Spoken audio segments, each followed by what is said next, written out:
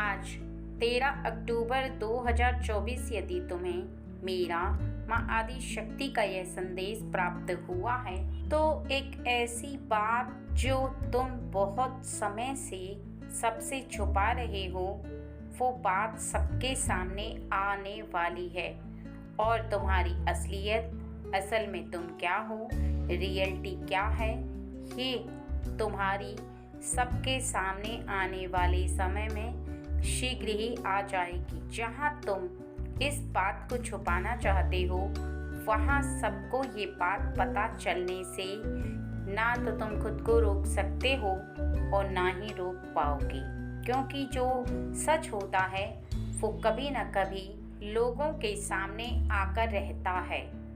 सच को छुपाया नहीं जा सकता, क्योंकि तुम जैसे हो, जो हो, लोगों को कभी न कभी ये बात पता चलनी ही थी। समय के अनुसार जैसे जैसे तुम्हारे कार्य बढ़ते हैं, जैसे जैसे तुम आगे के जीवन में कदम रखते हो, वैसे वैसे तुम्हारे जीवन का कुछ ऐसा सत्य लोगों के सामने आता चला जाता है और तुम कुछ नहीं कर पाती। उसका असली कारण यह है कि तुम जैसे हो, तुम्हारी जैसी सोच है वो कभी न कभी उन व्यक्तियों के सामने ज़रूर आती है।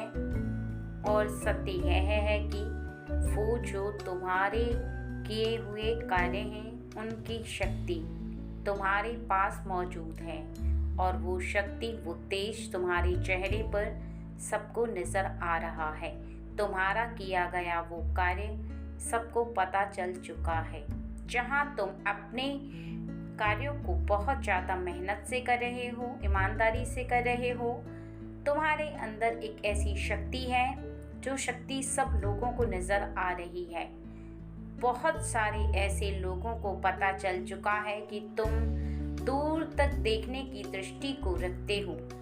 ऐसा तुम्हें आभास होता है कि जब कोई कार्य होने वाला है तो तुम उसे पूर्ण रूप से पता कर पाते हो कि आगे के समय में वो हो सकता है, नहीं हो सकता है, क्योंकि तुम्हारे पास एक ऐसी शक्ति मौजूद है जो सब लोगों को ज्ञात हो चुकी है। क्योंकि तुम साधारण इंसान नहीं हो, तुम एक बहुत बड़े भक्त हो, अपनी माँ के बच्चे, जो कि देवी माँ की पूजा आराधना करता है, जो बहुत ज़्यादा माँ पर विश्वास रखता है, जिसने कभी भी जीवन में अपने आप को कमज़ोर महसूस नहीं किया और हमेशा अपने आप को एक बहुत ज़्यादा शक्तिशाली इंसान के रूप में माना है। उसके हृदय में हर प्रकार का विश्वास विद्यमान है और ये असलियत तुम्हारी सबके सामने आ चुकी है कि तुम साधारण इंसान नहीं हो, तुम एक बहुत ज़्यादा शक्तिशाली इंसान हो। इसलिए अब लोग तुम्हारे करीब आएंगे और तुमसे सहायता मांगेंगे। लेकिन मेरे बच्चे, इस बात को भली भांति समझो कि जीवन में किसी की सहायता करने से पीछे मत हटना, अपने कदमों को पीछे मत ले जाना।